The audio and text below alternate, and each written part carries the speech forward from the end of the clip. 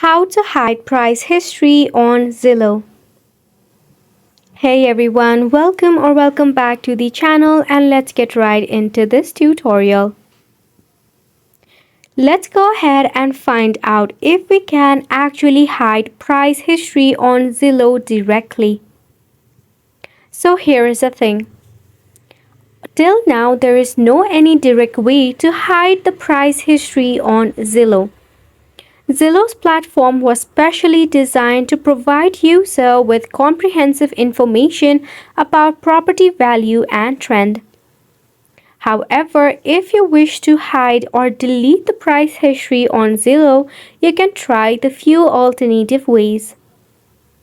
You can use a different real estate platform.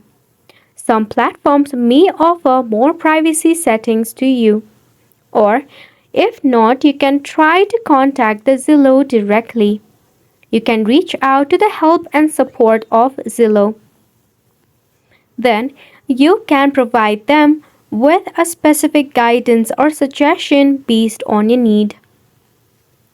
By this way, you'll be able to try to hide price history on Zillow. And just like that, you have made it to the end of the video as well. Thank you so much for tuning in.